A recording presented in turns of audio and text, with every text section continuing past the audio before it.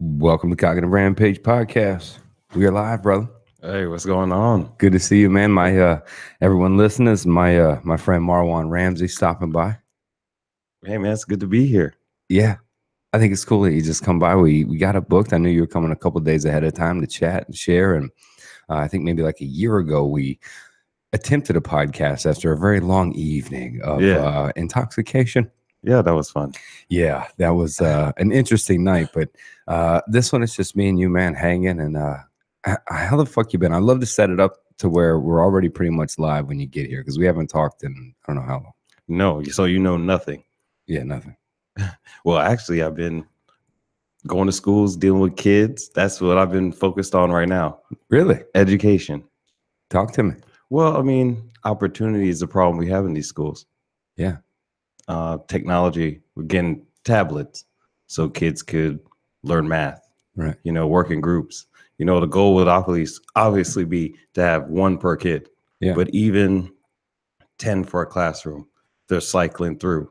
Yeah. You could deal with 400 kids through 10 tablets. Yeah. For $80. So you're going into schools trying to get them funding, trying to get technology linked to them. Well, I just do it by myself. I get 5. Yeah. I take it to a school. Yeah. And I drop it off. Oh man, that's cool. So I'd get one. A gorilla.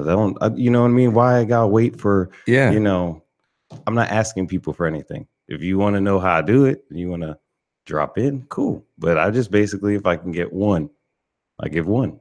That's how it starts. But see, I love it. That is straight up guerrilla marketing. Put it out there. Here's what we're doing. Do it yourself. And if people did that, why wait for the nonprofit, the organization, the approval? They'll just walk into the school. I don't think the school's going to deny you. You wait to go through the county. Who knows if they even get it? 6 months till they get it. You walk into school and hand it to them. Right. I mean, look at like Puerto Rico. Mm-hmm. They have things and then you have to wait for it to go to the top and then it goes here and then they give it to this person and it gets here. But if you change it, it got to go back. Yeah.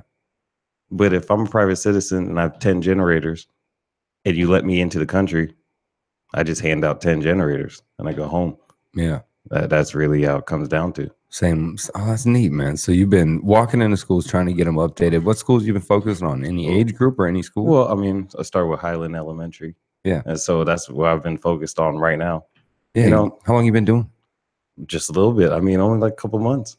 Oh, that's cool. So I didn't know you were doing that. Well, listen, I'm random. Even before I booked this, I didn't know what we were going to talk about. Yeah. I had no set idea. Yeah, we're just chatting. I haven't seen you. Yeah. Like I didn't know where it was going to start. I just picked that one. Yeah. Well, if it's something new, man, I mean, I think I shared a video today. It was a guy, he just started getting donations for suits. And he was going down to choice areas of New York and would literally just hand out suits to young gentlemen, young guys who may have been looked at as a gangster or something, but trying to just, hey, man, here's a suit, kind of helping them with applications. And he started small. I think it's called 100 suits. Okay. And then people started donating more, and he's out there right in the trenches, just walking up, handing people the suit, as opposed to donating it to a nonprofit, letting a nonprofit determine who gets what, how many they get, and deciphering that. It's really just taking care of your proximity. Why Highland? Why Lake Highland? Well, I knew somebody, one of the teachers. Yeah. So I saw it on Facebook. Just one day random, they posted a donation for another teacher. Yeah. And it was donorschoose.org is teacher funding. Yeah. And I just clicked the link and I was looking at it and I was just like, oh. So how do you get them? Are you finding them from people you know or asking for them? Well, now I figured out when I go on there, it has all these schools. You can just search your area. You can search a name, teacher. It depends. And then I look at what they need. Oh, that's cool, man. I mean, like art teachers want easels, packs of markers. It's not chairs, headphones for, Spanish speaking, whatever different languages learning. I mean? It's just all these random things that they ask for. Yeah. That they don't get. Yeah, that should be funded easily, right? And we cut education first. What's the website again? So if anybody listening, they can go. Donorschoose.org, I think is the.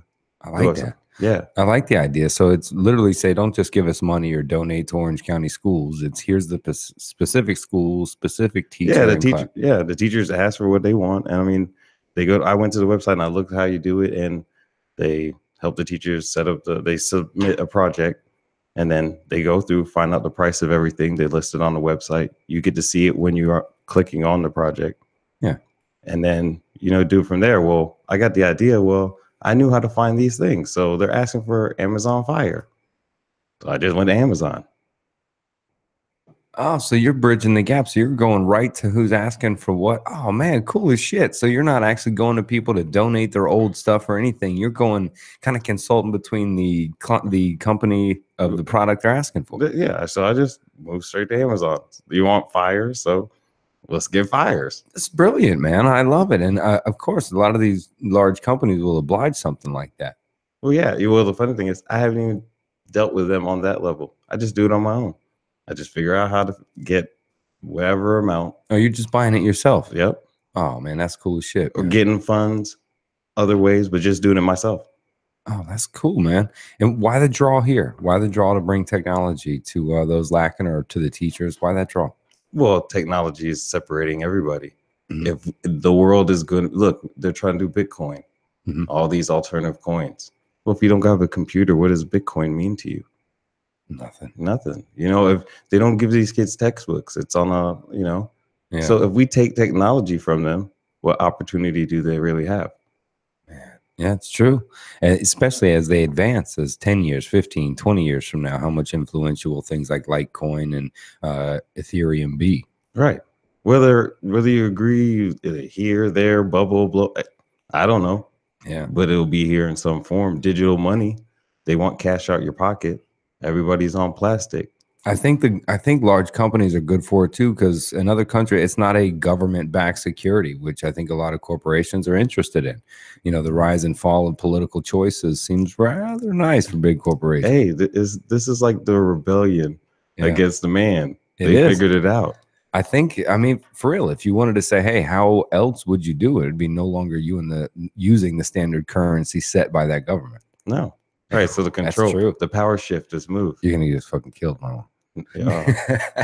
Dun, dun, dun. No, but it's true, right? Like if you really do, you can take on the machine guns, you can take on the front lines and protest if you want to, get tear gassed and all this other stuff, or you can actually really do something a little more than that. And I think changing the currency is a rather, I wouldn't say not anarchist because it's controlled, but at least a libertarian approach to say, hey, this is our community, our money. I mean, look at the mad scramble to regulate, not regulate.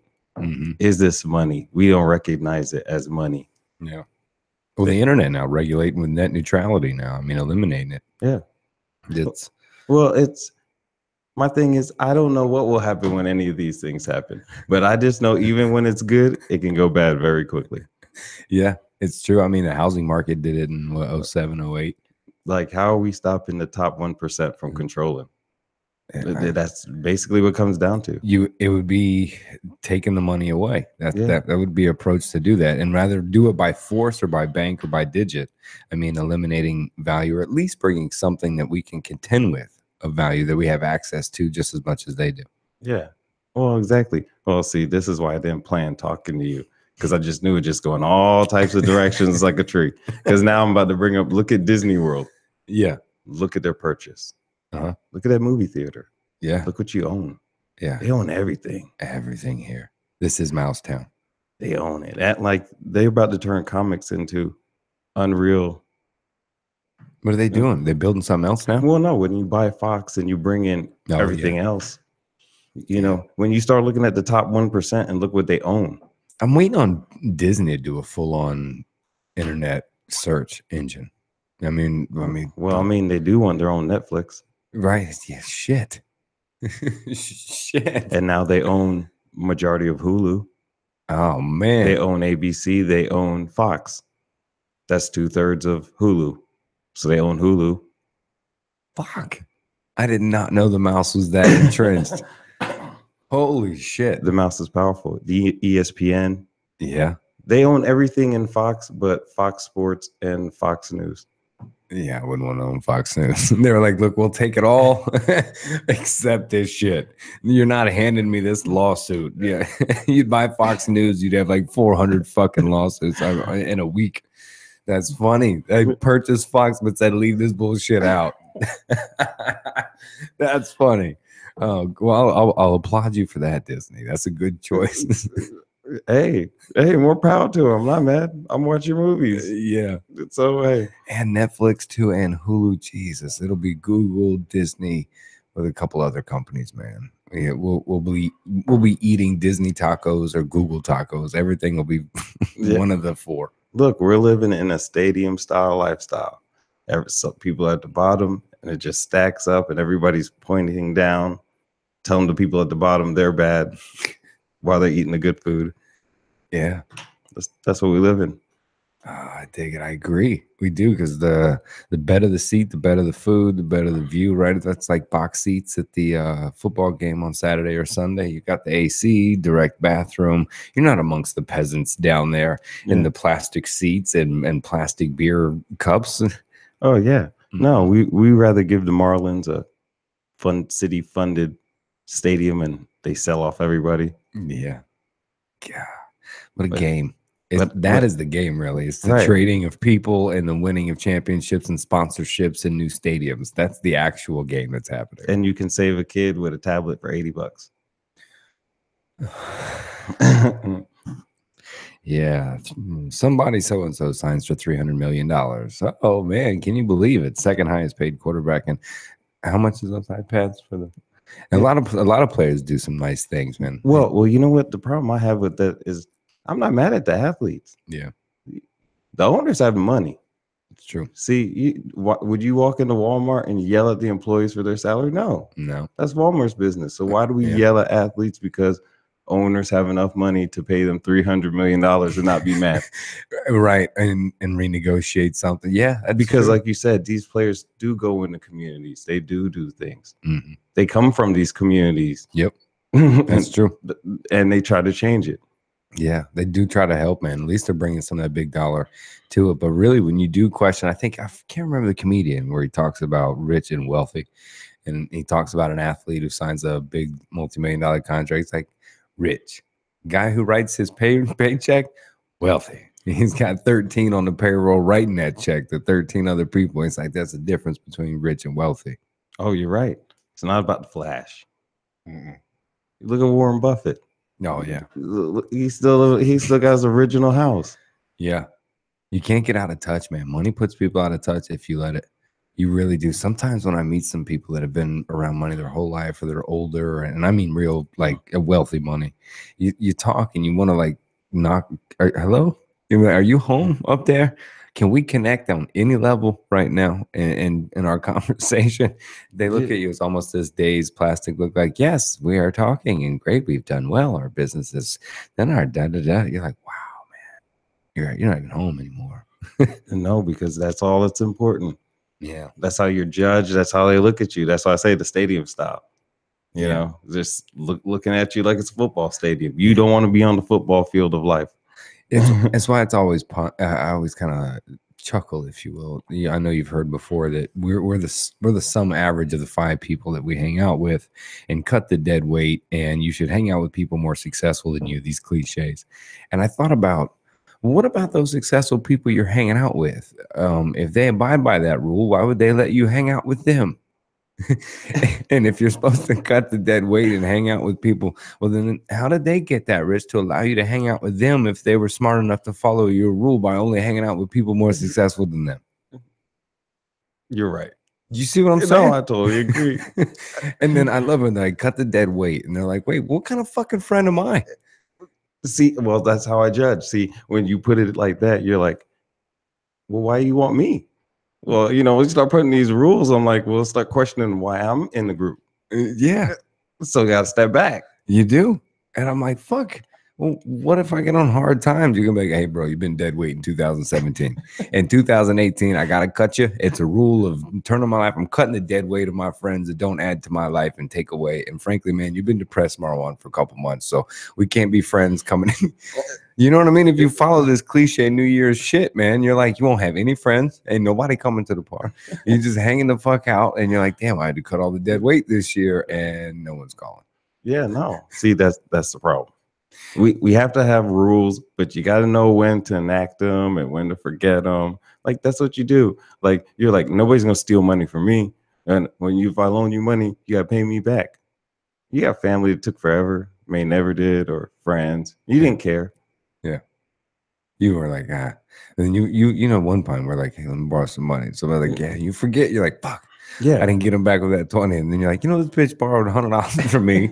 And I'm like, come on, man. Like, you ain't ever forgot some shit. Yeah. So you know what I mean? Like, who cares? If you're gonna hang out with people, just do the tab the way you've always been doing it. Yeah. If you ever loan money, just assume you ain't never seen that shit again. That's the best advice ever. Yeah, don't give what you can't lose anyway.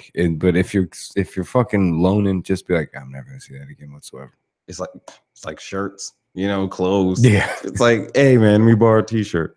Never getting that t-shirt back. It's out. It's gone. It is. I would agree.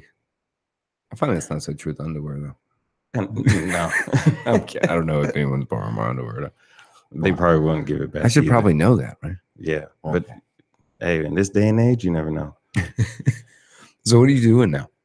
Other than saving kid, we got to come up with a superhero name. Some I'm far from a superhero. It always starts small, man. It starts small. Look, if anybody listens to this, gets inspired, goes to that website, man, and goes, man, I can choose. Because it's funny, dude. Look, I don't know how much I don't know how much I blow on sunflower seeds or pumpkin seeds because it tends to be something to keep my mouth busy, and I like the salt, but even if it's something that small, it adds up to the 4 sets of headphones that they need for the classroom. You know, it becomes the Starbucks coffee you don't get, you know, every other day or something. It's small stuff. And for the teachers, man, their salary strapped as fuck. You know, especially in Florida. It's hard to fucking get anything on, I don't know, was it 16 cents a day they pay teachers now? Oh, yeah. Well, listen, if we were going to do, we'd have to destroy the school system to make it work. Yeah. That's the problem. I mean, what do you do? Because for me, I'm like, you see these charter schools that break out and start doing some of their own shit. You know, there was, I don't know, I'll leave it unnamed, but one down in Naples, it was like fucking 60 grand for like a year. It was insane. But they allow the children to study what they like, and whenever they find interest in, they then build that. I think they speak of it as kind of like the Marzano plan that they do at Orange County. Okay. But it's a version of that. But whatever they find interest in, they provide that schedule, and the child picks their schedule. And so they study what they're interested in, and they provide resources to then perfect what is drawn to them. Not get the core, get the electives. We've cut music anyway, so music's gone. Sports are almost gone. You know, so there's schools that try to change, but fuck, I didn't have $60,000 a year to send my daughter there. You know, I don't either. It's off to the public school with you. You know, you're right. Like my 4-year-old, I'm like, 2019, you go. Yeah. And you sometimes there's when she transferred from middle school to high school, or even one school to another, when we moved down to Marco, it was kind of like I really felt like I was going, okay, I'm dropping you off. I know it's a different prison. You know, there's different inmates here that you haven't met yet, no one you grew up with. And welcome. This is your new prison here for these hours of the day. It really felt like that, man. And hell, kids at preschool cry dropping them off, right? Oh, there has to be a healthy attachment. Separate. I don't know. It's so weird, man. When you contemplate, like, I don't know if would you take the 4-year-old or the 4-day-old calf away from or pup away from the little wolf and be like, nah, you have to be over here for at least 9 hours looking for your mom all fucking day, getting traumatized like a motherfucker, getting beat up by other wolves around you don't know anybody. And then after that, mom shows up like, hey, how you been? She's like, what the fuck? Yeah. Over and over at that age, right? It's weird to think about. I know, but like you said, it's like my 4-year-old, you know, she's my little girl. And I'm like, I don't want to let her go. Yeah. Like if I could have all the money in the world, I just train her at home, get her like teachers, you know, like I know eventually I'd have to let her go because she get older, but like right now I wouldn't. Yeah. Not but see, and they want you to fight that natural draw to raise, parent, teach, and educate your own child and go, wait a minute, no, remove them from your care, sight, eyes, teaching, and education, and put them into a system that will thus process them, and typically may even have uniforms to match them all at the same time. Yeah, well, look, the beauty of technology is I'll make a system and find people that think like me and we'll make a group. The online school shit has been a big transition there. There's a lot of students that have transferred over to the online school system. Well, look, if I want to teach my kids about space, why can't we just go to Canaveral? Perfect. See, like it's easier. Like when you cut the red tape, the more red tape we have, the harder it gets. Yeah. You're asking people for money. You're like, can I do this? If you teach your kid homeschool, they do what they want, and you say, hey, let's go here. Yeah, go learn it, go get involved with it, right? Then touch it almost, our system now seems so lazy almost, right? Like, here, you teach them. Well, right? And I can hear two arguments already. All right, you're not going to put them in school. They're not going to know how to socialize and deal with problems and deal without you. You're going to have a spoiled brat your whole life attached to you, right? That's one argument you're going to get, especially when it's, well, I'll teach them and raise them. But I don't know, there's some kind of research out there too about and there's all kinds of programs too, let you still go play sports and be involved. You can do all that. Well, the dream would be that more people would think about taking their kids out of the school system. I mean, how much would it cost for a group of us to pay for? I mean, how many friends do you know with like maybe 10 kids you group and you say, hey, we'll pay some professional, teach them for. Are you fucking talking about co-op teaching? That's fucking kind of a cool idea. Somebody's not doing this already. Well, I mean, as a community, why not? Yeah. I mean, you could start. Let's use Ocoee as an example. Why don't you just own your city then? Yeah. Forget everything else. Just master that. Yeah, if 5 fucking parents, 10 parents had 10 kids, and you paid for, let's say, a teacher's making what, $38,000 a year here. You take an all core, well educated, maybe PhD teacher in certain, maybe even 2 attack. I mean, what would you pay for that? Listen, I have no idea. Interesting. Listen, if somebody is a professional in medicine, yeah, how much would it cost me to rent their time for 30 minutes? I don't know. And teach the fucking class that way, as opposed to some textbook process of memorize. And like you could have a main teacher, but like when you learn business or whatever these things are, why don't you have somebody that does it talk to them? I mean, because now you have more control.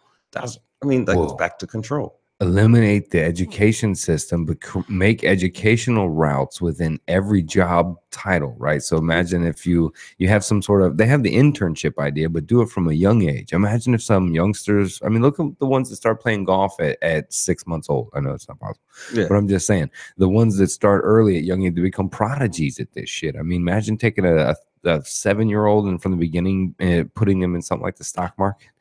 Where do they get to by the time Look, the sad thing and the great thing about our children are they're just a blank canvas. Yeah, like when your kid is born, I could teach my daughter Russian, put her in front of somebody, she learns Russian, she could be fluent. I don't know Russian, I don't know anything. Yeah, she can, that's the beauty of being young. If I get to expose them to whatever they can, you'll figure out what they're good at and they grab onto it. Yeah. Like you said, you'll figure out if it's arts, you're like, okay, they want to be on a mic. Yeah. They like acting. They're a model. Instead, we're steered to, here's your core, learn your math, English, and, process this and take a little electives, test it. Wait till you get to college and you're spending debt to figure out what you like to do. I mean, change the entire way I think you educate is that way, is allow the kid to determine. Well, I mean, at this rate, some parents freaking out right now going, are you kidding? My kid would fucking major in explosives. We have to expose the kids to a basic level of learning. Yeah. But it comes to a point where they're an arts kid or they're a tech kid. Yeah. They're math or English kid. What they're flocking to. You know what they go to. Yeah. I just say nurture it younger. Yeah. Almost like colleges. You nurture it younger, focus on it. Teach them as they get out of the basics. Red shirt them. Right. Just start veering them into what they're good at. But at the same time, they have to learn the other side. Like if you're a tech person, you're not going to graduate without learning some art, being exposed. You need to know you need to balance your life. Life can't be, you need to be in the middle, as close to the middle as possible. Yeah. Yeah, it can't just be like Facebook algorithms. But what you like only surrounds you. So your news feed is only feeding you the shit that you believe and follow. So if you get in school, you can't just be like, look, I'm into art, so that's all I do. Right. You want to be balanced in life. Yeah. It makes great art too. I mean, when you learn more and you understand other theories and, engineering, as you apply that to your artwork. Well, I mean, it's like, you don't need to know everything. but it's just nice to when somebody says something you just don't know anything. You know, let's like I don't go to book clubs and start discussing the hottest book out. I'm not reading most of them. Yeah. So why would I put myself in that situation? So if people would talk about it, I wouldn't say anything. Just sitting there like, I don't. Yeah, and I have no shame Yeah. and learn. See, that's the beauty. It's a new experience. I learned something. Yeah. I like the hands-on idea, man. Imagine if there were like tracks instead of fourth, fifth, sixth grade, right? There's after arithmetic, the basics are learned, right? My friend Mike the Messenger is come on, he works in schools and stuff a lot. And you know, he talks about the first part is, you know, learning how to learn, which is reading, writing, something like that. So once you get the basics down, is setting up tracks. I mean, you know, even some side work that I've done before in my life along the way, I thought, you know, if you asked me when I was 17 that this job existed, I'd have been like, I don't fucking know that. There's all kinds of weird jobs that you don't think about that people wind up in. And imagine if you had a track for all those odd jobs plus the regular jobs that started like, you know, sixth grade, seventh grade, where you kind of went, all right. And then you really went to the business. Everyone knows, man, your degree doesn't mean shit. You've got 10 years experience. I'm going to hire you. You know, so imagine tracking them at 6, 7, and they're following, you know, the finance into this business, or they're following something else all the way from, man, I like that shit. Well, we as parents do that. That's what we do. Yeah. We gear our kids to what we know they're good at. Of course, there's the parents, like sports are the ones that parents will just put their kid in any sport. They think they're great. Like you always know, like sometimes now I haven't been there in a while, but back in the day, you was most of the time the loudest ones. Usually the kid wasn't that good all the time. Yeah, the parents yelling and shit, and you're like, yeah, no. The good ones, they, you know, kids already doing it. Everybody's clapping. You don't really need to yell out. Yeah, so if you're a parent, you're upset and you're screaming at the shit every fucking weekend or something like that, maybe it's your ass. Well, nowadays it's different because we live in the social media world and everybody wants this likes and the scholarship chase though too. Yeah. Oh man, the money's it's out there. That makes the parents insane, bro. It does. God. It only listen, my kids aren't big in sports, and I'm huge in sports, and they want nothing to do with it. And it's pretty fine with me. Yeah, I enjoy it. It's okay. Yeah. Oh. When my daughter said this year she wasn't going to play her senior year, and she was good, you know, she if she wanted to and focused on it. And I think I heard AJ Hawk say it on his podcast, where he's like, look, if they have it and they go to that level, you don't have to drive it home. He's like, I was waking my dad up at 5 a.m. going, can we go to the batting cage? You know, kid, don't worry, I'll go myself. Right. There wasn't any get out of bed. You got to eat right, run harder, work out more. This didn't happen. The one that go, they just do that anyway. Well, listen, all the things I did in baseball, I didn't go to no gym. Like you said, we didn't have no regimen. Yeah. Like we're eating hot dogs and hamburgers at the concession stands and just loading up on Coke. Coke, Coca-Cola, you know, we were kids. You're in Marwan. 8 years old. Yeah. You know, that's what we were doing. Yeah. Like we weren't taught, you know, sit-ups unless you wanted to. Like you know, you always knew the fit kids. So, you know, who cares? Yeah, that's true. We had maybe a stretch routine prior and throw the ball around a little bit. And it was my job was just I was scrawny and fast and catch the ball. That was my job. That's it. Get on base, run around, score runs. Let everybody else do the home runs and all that good stuff. Yeah, you were more Jeter, if anything. Yeah, that's it. Like, job. He's good. He's gonna hit it. Yeah, sure. All right, home run. No. I think I hit actually like. I said, all right, man on base, base up. Then it'd be like, all right, next, let's go home run. Basically, that's it. My job was to steal. That was it. Yeah, I remember that. Yeah, you're always for those referencing. We played Little League together back in the day, and so we have jumped forward and skipped. So as we may be talking quickly, going, what the fuck are they talking about? Yeah. We used to play Little League back in the day, but I was finishing the point. Is after she told me she wasn't going to play her senior year, there was part of me like, thank God, because this girl, I knew I had a regimen in high school, and then college had one pretty serious, but I'm watching this poor thing, you know, travel every other weekend to other states and shit to play, 2 heavy tournament days while she's doing reports and studying late night. I mean, the poor little thing was having anxiety, a little minor panic, like, oh. And I'm like, when she decided, you know what, I'm not so sure I want my life back. And I was like, cool. And her senior year has been interesting, but at least there's no anxiety happening anymore, no physiological responses of, too much to do. Well, these kids are smarter than us. Yeah, oh fucking all day. I mean, like really, like when we were growing up, like I said, when we were five, like we were five, like, we Yeah, didn't care about anything, like except being five. that's it. That's it. Uh, They have access to. our kids are like, hey, how are you doing? We can't bullshit them. A No, parent will say, "Well, don't you know this does this?" And they just thumb that thing, Google it real quick, and go, "You're full of shit." In their head, they're like, Yeah. "They're lying." all these kids are lawyers. They're Yeah, negotiating, especially the girls. You know, girls are negotiators, hardcore. Like yeah, they're cute. Like my son. You're like, no, no, because he's a guy. You know, miniature guys. You're like, it's easy. Daughters, it's different. yeah. Yeah, The little yeah. daughter does the look, the head tilt. You know, Okay, and the yeah, ass. Yeah, yeah, yeah. it still gets me. She's 18 in like 3 days. It will forever get you. It Yeah. doesn't matter. It'll never change. Yeah, well, I think we kind of encouraged it and influenced those girls that broke our hearts that looked at us and winked a couple times and said the same thing. We're like, okay. And then, oh, damn. Yeah, we're perpetuating that. Well, look, with my son, I tell him, trust your mother. You know, she'll tell you a better opinion. Yeah. Daddy, you know, I'm old. You know, I'm getting older. Like, I'm not going to be investigating like mom will investigate. Yeah. No, You know? I was the crazy investigator. I was the one that was like, where? Yeah. Who? Okay. That daughter. Yeah. Different. Yeah. That's what I'm saying. She was They older. see, now they, you know, it's like, yeah, trackers. You're like, okay, I can't be super crazy, but you want to. You think about it. I showed up a few times just to let her know that I could come out of nowhere, that I might be there, and I just kind of smile or walk by back when she was younger, and she'd be like, "Oh, what the, like, what are you doing here?" And I'm like, "Nothing." And I would cruise by, but I wouldn't say anything. I just keep going, and you strike that fear in them, because then she'd tell me sometimes she'd come home at like, she was about 13, 14, it was about 5 years ago. She'd look around and be like, "I was looking around for you." I was like, "I swore you'd show up." And I'm like, "That's what I wanted." Well, that's what you got to do. That is exactly what you got to do. You just got to strike every once in a while, just to remind them. Yeah, I wouldn't have to do anything. I just come out like, "Yeah, that's it. That's it." She's like, "What the heck?" I did at a football game. It was funny. Her first football game to go to as a high school ninth grader. You know that, right? That's can be trouble. Uh-oh. You know, yeah, new city, whatever. She's a good girl, but I had to go anyway. But I just stayed back. She hung with her friends, did a good thing, and I'll be honest, because the story's kind of funny.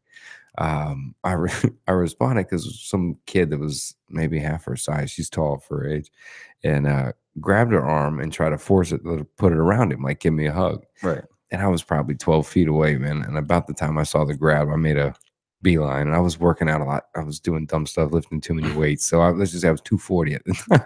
And I'm walking really fast, and I'm covering 10 yards real quick. About the time he's kind of tried to scoot in under her arm, and she's pulling her arm back, I kind of cut between the two of them. I just bumped the kid on a full run or a full walk, and he just poof, he goes about a good 4 or 5 yards backwards, right? Kind of just stumbles back, and I turn around and go, "Excuse me," and I look at Morgan, and Morgan's like, looks at me, kind of smiles, and I just keep walking.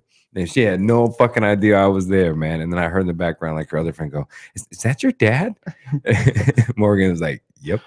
And I'm like, "Yeah." Did that in ninth grade. And I just kind of would, "Yep."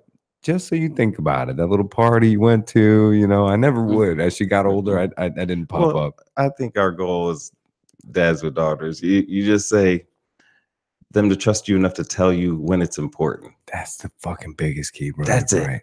Like, if you don't want to tell me about the romance and the flowers and, oh, he wants to take me, I get it. You can tell, if you tell me, I'm still gonna listen, because you know, they're your kid. You know what I mean? Like, they may think that as a guys we don't want to hear it, but we do. If they're gonna talk to us, we're gonna listen. Yeah. Has your daughter ever talked to you and you're like, "Nah, get out of here. I don't want to see you." No, I stay in. I'm right there. We're in. So it doesn't matter what they want to talk about. No, she would come home from school, because I worked from home, podcasting, writing, etc. And she would come home from school, and it'd be an hour or two of us just talking from universe to multiverse to God knows what we talked about. And now, mind you, she just was stalling not to do homework. And I knew that, but I would still take the hour or two and just dive into all things life, until eventually she would go, "I really have to do homework." And I would go, "Okay." You know, it's kind of like when the Jehovah's Witness knock on the door, I open the door and get in depth. I'm like, "Well, tell me about this." Now, how long ago, man, they do that. They come by 3 or 4 times during the week. We keep getting in depth. Eventually, they stopped coming by. They're just, I can't talk to the dude anymore. So I would do that with the mortgage. You come home in the afternoon, man, 2 hours deep. She's like, I'd actually rather do homework now after an hour or two. Well, it's like you want to search. It's just life. It's just how I am about life. I want to know about all types of random things. Yeah. How things work. Yeah, especially her little mind. Right. So it comes to my kid where I feel like I have all the control again to find out. Yeah, I want to find out. Yeah. Yeah, that's good. And I think you're right, man, because I tried my best to try to say, look, my point was like, just don't lie to me. If it involves this, this, or this, if it's sex, if it's physical scare, if it's somebody's hurting you, or even drug use, something like that. If it's that, more than likely you're going to be fine. You just bring it to me. We'll figure that stuff out. These aren't things that you get punished for in a sense, right? But I tried educating and, like you said, show them, right? You said, take them to NASA, take them to thing. Hell, man, I was showing, going, say, hey, look, this is what this is. This is what this does to you. Not just going, don't because I said. Well, yeah, that's what it is. It's like anything they'll tell us, we've seen and heard before. Oh, yeah. That's why I tell them, like, I'm on your side. Yeah. Like, no matter what they do, you would sit behind them. Yeah. I may not agree with what they did. Yeah. I'd probably, if they committed a crime, I'd still sit there. Yep. I'd still love them. They'd be found guilty. I mean, why would you punish me because I love them? I'd still tell you they're guilty myself. Yeah. If it was laid out, you know what I mean? Like, I can't control behavior. Like, sometimes, like, that's why I think as parents, we go too far. Like, they try to, feel too much of what their kids are about to do. Yeah. Like, I can't control that. Like, you fill the backpack up and they go for their hike. Yeah. If they don't come back to the station to fill up again, what am I supposed to do? It comes to a point they get to an age they have all the controls in the world. Yeah.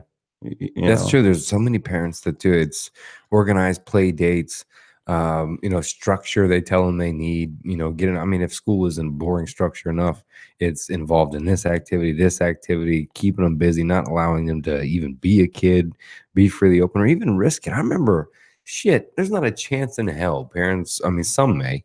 When we were younger, it would be just go off, somebody have a go-kart maybe, and it would take a fishing pole or two and maybe a football or something to throw, and we'd just go into the woods all day. We'd fish at Lake Olympic, we'd drive around, we'd eat lunch from the trees, and it would be like, all right, we'll come home.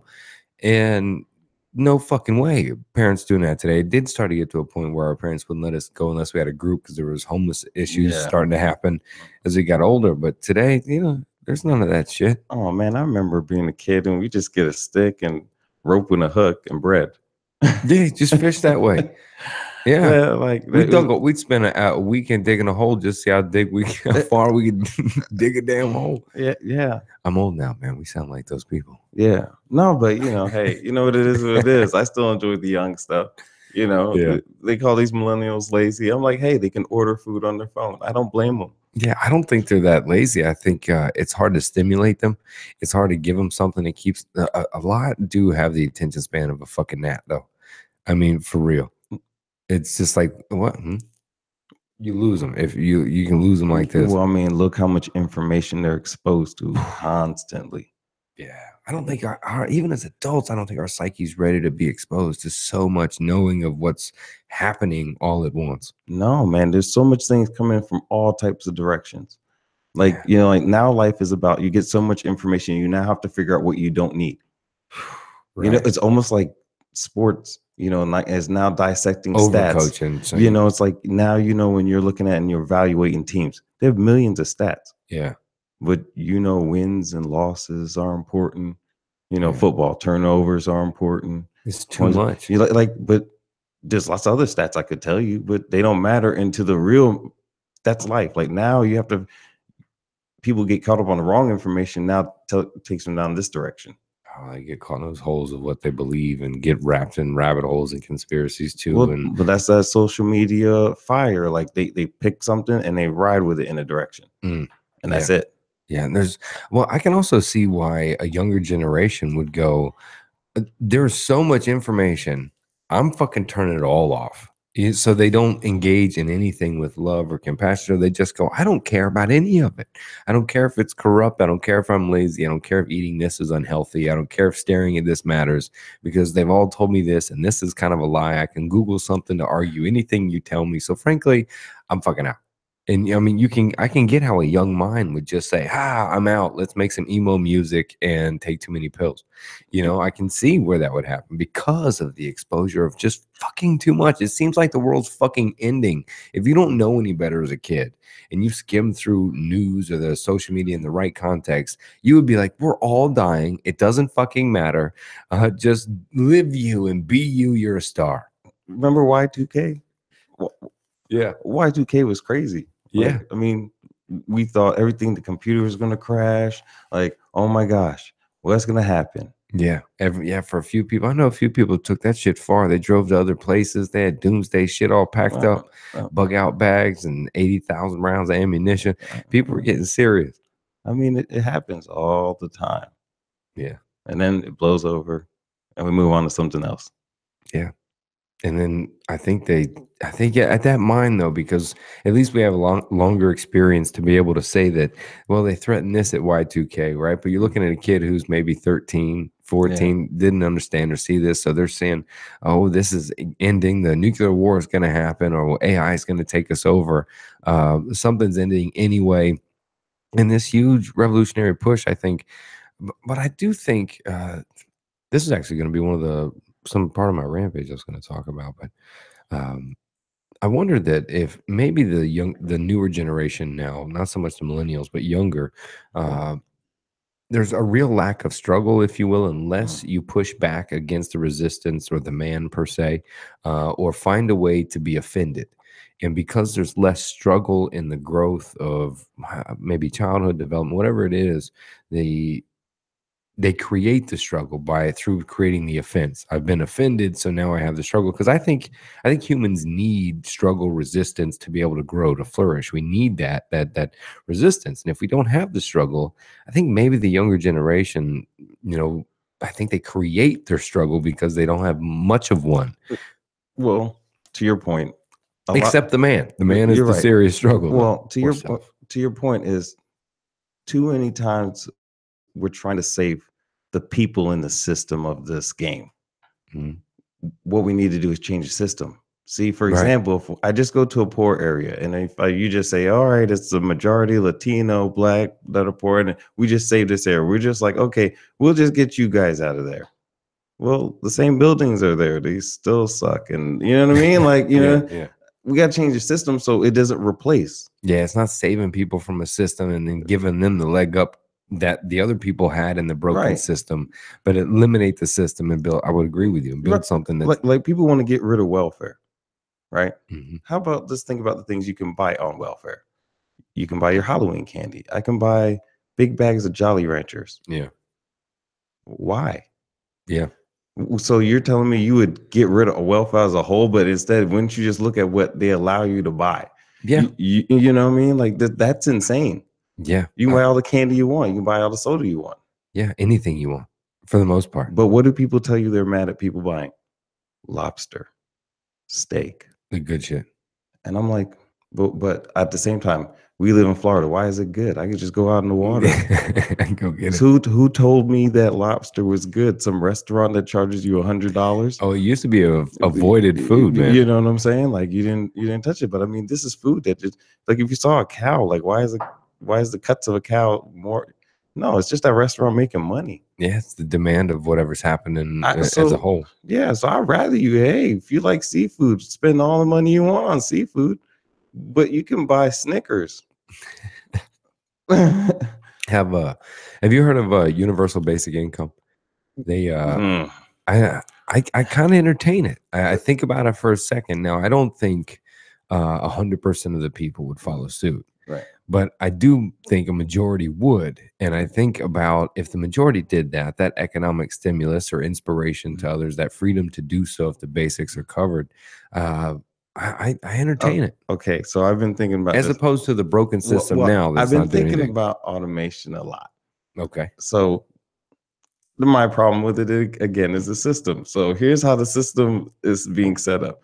So Amazon, Walmart are building these robots in their factories. Yeah. And they're putting it to use in their factories. Mm-hmm. Right. So they own them. Correct. Well, if you want the universal, is it Universal basic income. Okay, if you want me to believe that will really work, this is what you do. You make people make robots and sell it to the families. Sell the robot to the family. So say I could have some money and I could afford a doctor robot, but yeah. I'm just Marwan with no degree, but I got money. Yeah. That would be cool because now I can lease to businesses my robot. Then they represent me, Marwan Industries. Yeah, don't think that the robot doctor ain't far away either. No, but what I'm saying though is, see, if we allow the corporations to own the robot, they're just going to replace us. And now you want me to trust that they're going to give me money back because I saved the money. Mm. But if you give me the labor, like I said, I can buy, like the companies, you have to sell me robots. Instead of giving it to factories, sell it to people. So now, you know, you have Lowry Industries. You got a little money. You want a doctor robot, an engineer robot. Well, you don't got no money. So you got a janitor robot. You got this robot. Yeah. And you just had them working and get. Interesting. Because now the power is back in people making a little money. Yeah. Because dude, I saw this fucking thing on YouTube, this damn machine that was sorting through ripe and unripe tomatoes at a fucking frequency that was ridiculous and accurate. It didn't miss. It was just like fucking real speed. That a human couldn't do that shit if it fucking tried. There's no, and it just continuously would sort that. I'm thinking, man, it won't be long before maybe people would trust the computer who you tell your symptoms to, and then it processes through the algorithms of the books of what you do, of textbook of this, you know, and it is the damn robot doctor. Well, we have no choice. It's going to happen. Like, it's going to be cashless. It's going to happen. I'm a cash person. I like cash. Yeah. I like touching it. You know what I mean? Like, I like it in my pocket. Yeah. But they try to eliminate it. Yeah, it's trying to go away for sure. Right. So, I mean, it is what it is. I'm just going to have to suck it up one day.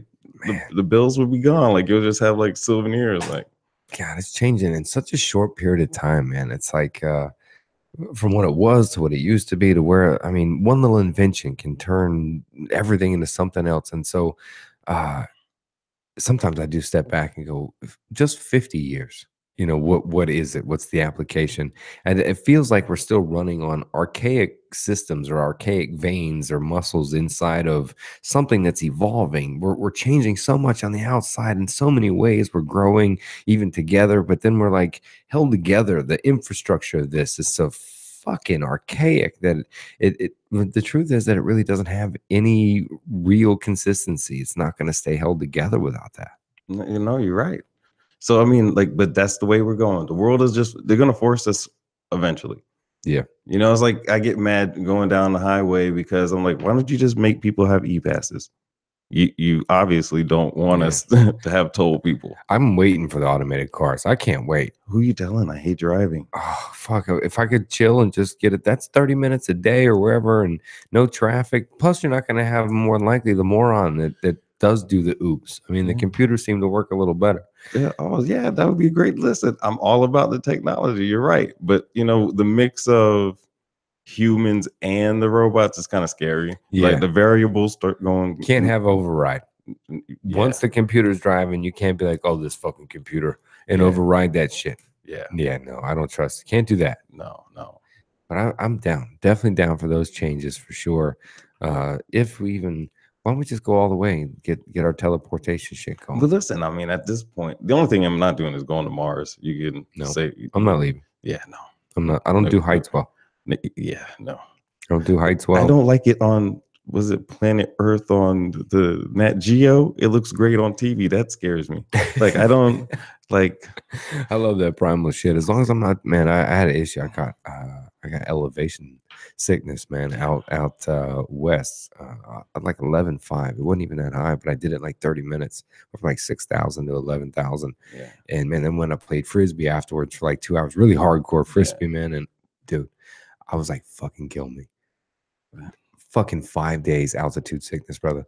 Holy shit. It's the worst fucking, it's like having the bends from diving, like your head is about to explode or implode. You have fish eyes. You're like, I'm delusional. I can't really remember stuff. I'm kind of mixed up with where I'm going. If I start moving at all a couple Right. steps, my heart rate gets rapid as fuck. You get out of breath for no reason. I mean, and so I used to say it's like standing on the edge of a cliff. You just did a rail of fucking the rawest fucking blow in your life, but you're hungover from last night while you have the flu, and that's what it felt like. For 5 days, I was like, "Fuck this altitude sickness shit, man." So now I'm like, "How tall is it?" Before I go anywhere, I'm like, "Where are we hiking? Where would it?" Nah, nah, Well, not see, quite yet. I haven't had that experience, but I mean, my kids were in Smithsonian Aerospace Yeah, Park. Okay, that's one of my yeah. favorite Oh, parts of the oh, I museum. love it. Well, they have this one of these satellite things in the middle, and of course, my kids want to walk around it. And it's like if I stand with my shoulder on it, that rail is probably right to my knees. Yeah, So and I'm terrified. And they're like, they want to walk around. They're just walking around it, and I am peeled back, sliding across. They're laughing at me. Like I have no shame. Like yeah, I'm not gonna be. I will let you know I'm terrified of this height. yeah. But I I don't sucked do it heights. up. Daddy did it, but I was terrified. Yeah. They know it. Dude, I had a Uh, thing. I witnessed a bridge crash that was pretty bad, Right. and so I started having this thing with bridges, driving across them, right? And especially there's a bridge in Tampa, the Skyway Bridge. That's fucking terrifying. I think it even collapsed at one point in corners. People fell off, and another bridge I witnessed, it wasn't that one, but uh, so I had a thing with bridges for like a year or two. This is a while ago. Right. And I got tired of feeling that way, man. Now, I don't recommend this. If anyone listening, please don't do this at home. I don't recommend this for treating anxiety or fears of any sort. This is not medical advice. Please do not try this at home. I was stupid. It worked, but it was stupid. I ate about 4 or 5 grams of mushrooms, waited for it to kick in at night, and then I drove across the Skyway Bridge. And I just was intense and sweaty and palm knuckles, and I got through it and then went back the other way and had all kinds of revelations and shit. And I'm like, this ain't shit. And I was done. I was All done. right. Well, see, I have a theory. I'm terrified of heights, so and I'm like, man, if I can skydive, will that cure me? Same, I yeah. have this thought because I'm like, well, this is the ultimate. Yeah. If I could survive this, like when I'm doing something else, like standing on a balcony, Yeah. like it won't make my knees I'm not shake. skydiving, but I watch. I'm not gonna do it, but you see what I'm saying? How about this? Like to be some medical person, I'll get somebody and I'll test the theory out. I'll That's just find funny. people scared that will do it. Yeah, I mean, it worked. I mean, Yeah. look, a little anxiety I was going through a couple years ago or a year ago, changing my life, a big thing happened. And when I was going through some of those issues, what I felt like I really just kind of took on more, where I was like, all right, if this is bothering me, you know what I should do? I should get rid of all of my stuff and drive across the country and live over there. And, I put myself like that, like you said, like you thought, I'm going to go skydiving if heights are an issue. The heights are still an issue, bro. I climbed, still did the thing. I rode the fucking thing. I've been at heights and stuff like that. And I'd rather not be up there in some place of vulnerability of leaning over. I can be up, I'll climb something, but I don't have anything to prove. No, you're right. But I mean, I just, it's like that deep thinker thing. You know what I mean? Like you're out there, you think all this crazy shit and you think it'll work.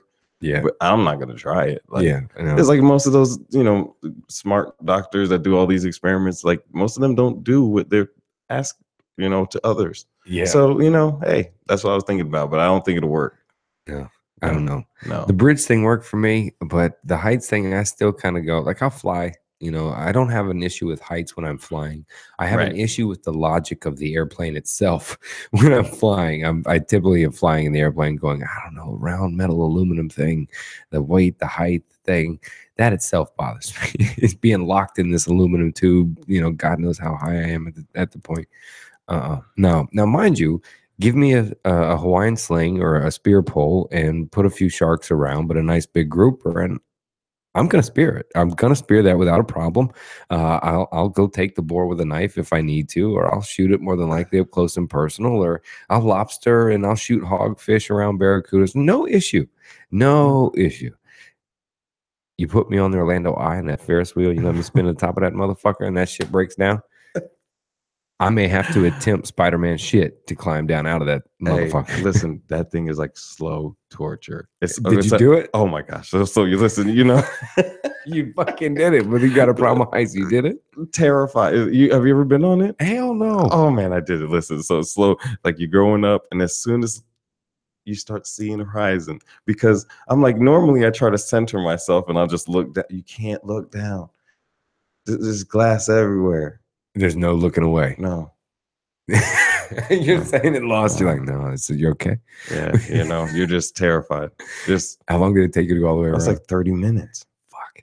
If you got an issue with heights, that's certainly with glass floors and glass everywhere. Never again. No. Well, I mean, I probably would do it again. Well, there's part of your research there. If Yeah. heights would have helped. Yeah, that would have worked. Yeah, But skydiving, you may just pass out mid jump and just be out. And you just head flopping and skydive, no resistance. that probably would be true. I ain't doing it, man. I'm not. Oh no, listen, I'm not doing it. Oh. Yeah, right now there's people listening and they're like, "You pussy." Right? Yeah, that's all right. A video. I wouldn't game. use that word typically. I said it because the person calling me that would say it. So just don't email. The video game.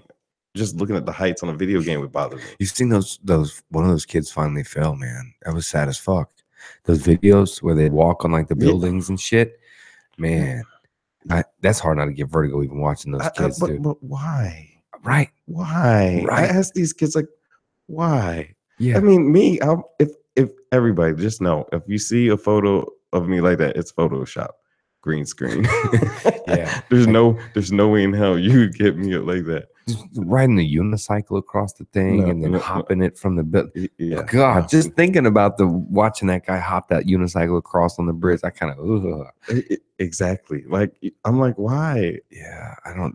There's also like a thing. I want to say it's Russia or Germany. I don't know. It's like a thing on lunch break to do like something to get your adrenaline hype, like building jumping or climbing high. They have a word for it. I can't remember what it is. Might have to Google that shit. If we only had a device where we could Google it, but it's apparently like a thing. I was like, well, all right. They get intense. I think that's where these kids, some of them are really originators from that side, doing from Russia or somewhere like that. But man, I get worried that inspires other kids, right? Because the videos, the downloads, the likes become so important that, I mean, you see people doing risky shit to try to get a video or a selfie. Even you see there's videos of people doing selfies getting hit by cars, doing crazy shit, man. And I don't know, you watch those videos and hope some young kid's not like, oh, I'm not afraid of heights. I'll climb up to the fire escape to the top of the whatever. Well, the problem is, they're getting rewarded. Like that's what we have. They get rewarded. Like companies will pay. Somebody pays them something. It may be a little bit of money. These are kids. They don't care. Maybe a couple $100. Yeah. Anything like that. I mean, social media itself is a wired dopamine. I mean, it's a system feeding dopamine and reward anytime you want it. It's like being in the hospital and just hit the button when you need to feel good, hit the button. So you can tap the Facebook, go to it, go to the Twitter, get the likes, the retweets, the loves, get those things right then. You're like, oh, dopamine receptor, reward. You're good. And you get so rewarded easily all the time and flooded that the sunset or something nice happens and you're like, I don't give a fuck. It doesn't feed the dopamine, typically like the 2,000 likes does. Well, you're right. Or it could go the other way. When people dislike what we do, they get really angry at them. Yeah. And they change their real life from social media. Yeah. And there's definitely a separation too, because oh man, I do have my notes. Talk amongst yourselves. I'm bringing up the notes. I haven't done an Adam's Rampage. So I got tons of notes. It's backed up to where it's crossed over. But I kind of wrote these down. And do you remember Shane Quinlan? Yeah. It was him and I talking, and he mentioned this and wrote it down, kind of a connection where millennials know how to create a brand but can't live it. This life is a brand generation, watching rich create their own drama because they have none. So the generation becomes so offended by everything because there is no resistance, no struggle. That's what I added to it. So the struggle is created, offense becomes the struggle. And that point that he pointed out, or that he said, was that they know how to live a brand. They can create an image. They get this. They're and well, I guess you beat up with the idea of creating your brand, but not about really living it. They know how to shape it in a way, but really, the things to post about now would be connectedness and yoga, or Right. these things. They know how to post it, shape the brand of who they are. But really, when it comes to looking people in the eye, listening, talking, being active like you are, going in the community, doing something, dropping them off, man. It's sometimes. Well, the problem we have is when we were growing up, when I said like when we were five, we were five. What I meant by that is that we we were taught our superpowers. Mm. We still had superpowers when we were born, just like these kids. It just came out a little different. Like Yeah. we enjoyed our moments. Like every moment was enjoyable. Like first grade, second grade. Like we just got to enjoy it. And as we got older and older, we got our superpowers. These kids come out from the womb knowing everything. So it's the knowledge of you're talking about the superpowers as far as what we knowledge, what they know. Yeah. That's their their knowledge. Mm-hmm. They know they're intellectual. So basically, these kids, they know more than us. So basically, you're just trying to harness it. You're like, hey, hold on. Like when you get this old, you get to do this, and True. But they're like two talking about, hey, but where are you going? Why can't I get this? That's not fair. Like you're two. Because of the knowledge, they're taught at a younger age to either question the authority, realize there's multiple rules, multiple ways, everything open. It is. I like your idea of you're really kind of holding them back for long enough to go, yeah, you can't do that quite yet. Not, we get it. It does exist. Don't you know that food and I mean, you do see the kids lecturing the parents about what's happening in the world or what is or isn't. Bro, like look at like Facebook. Like even if you look at Zuckerberg and he builds this thing, he just knew how to build it. Yeah. He didn't know how to run it. He didn't know how to make money. Yeah. He had to get help just to make himself some money. He just knew how. These kids know how to build systems. Yeah. They just don't know what to do. Like Uber, it starts out there getting sued by everybody left, right, doing this, and then it'll hone in, and then eventually that idea will have to work, regardless how people feel, because that's futuristic. Yeah, as long as their attention span of a gnat doesn't walk them away from the idea. Right. But even if it's not Uber, it's another company. That system is going to stay in place. Oh, for sure. You know what I mean? Like that's here to stay.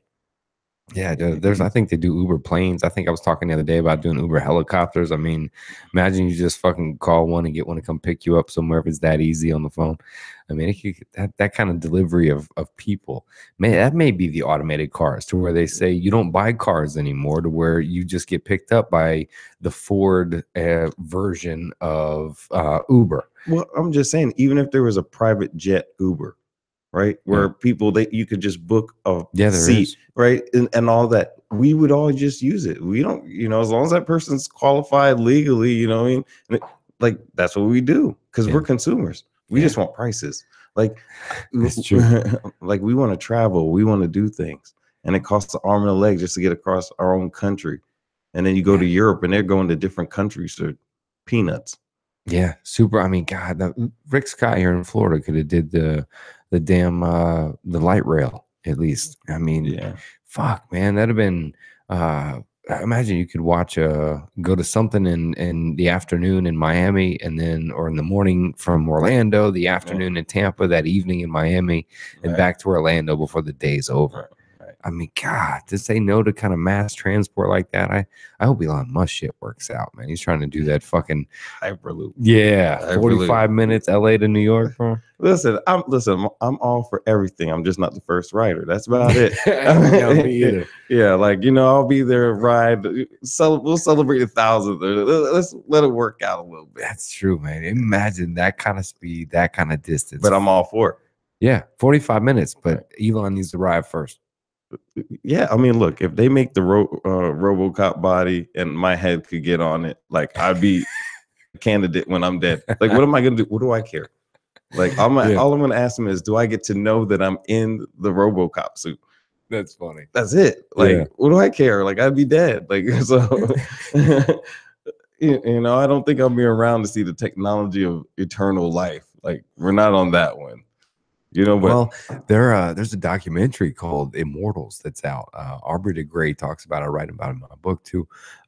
What's the date? It's I want to say it's 2050 or maybe 2150 that they may think that they can push their mortality. Look, I'm not so sure they're on point, but they're thinking about being able to upload consciousness and upload our subconscious into a computer and then download this into some. I'm like, man, you got a few more lines to cross other than just somehow uploading consciousness perfectly.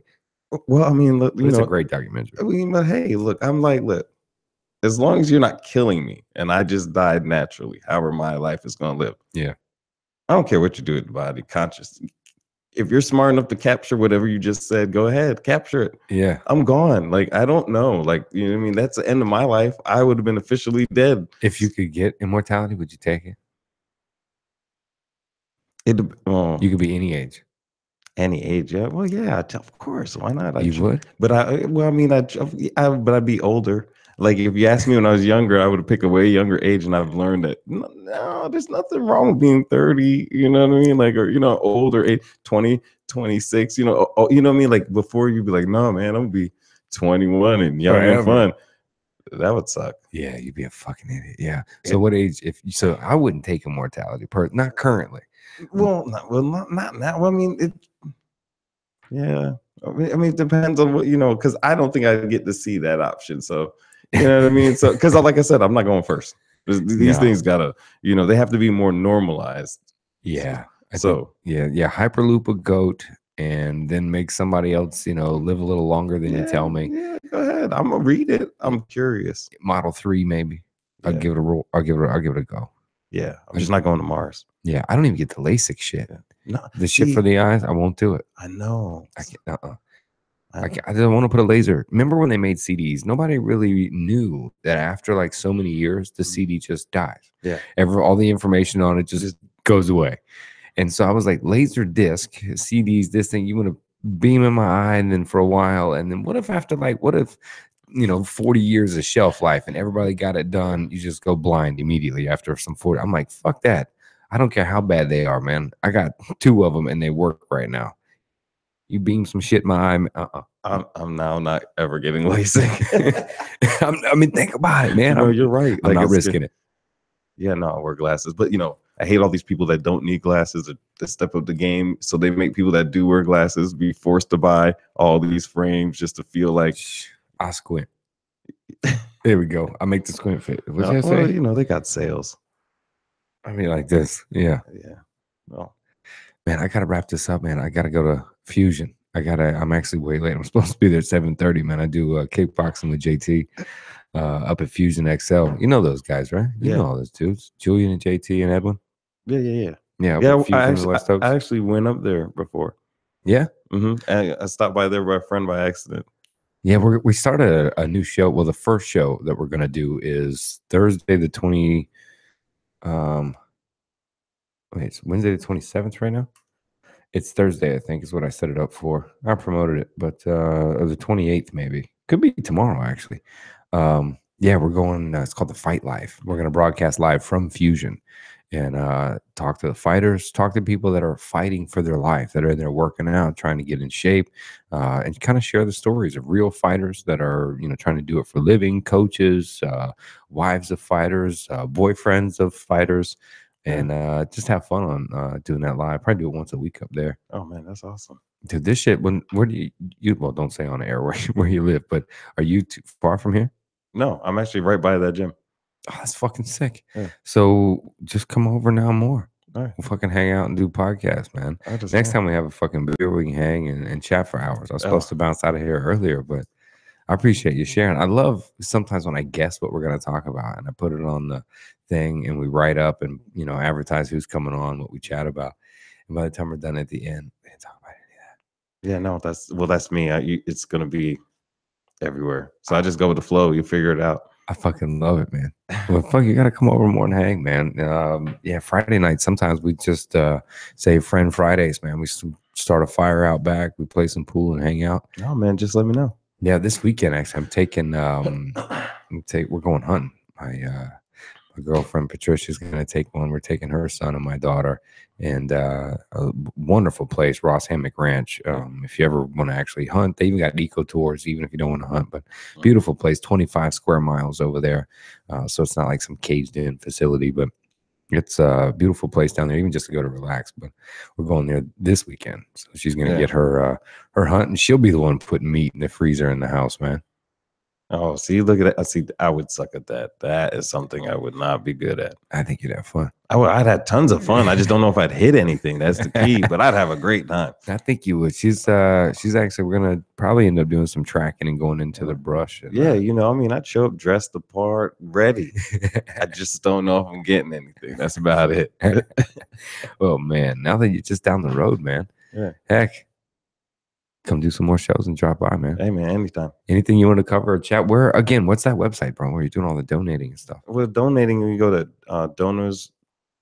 donorschoose.org.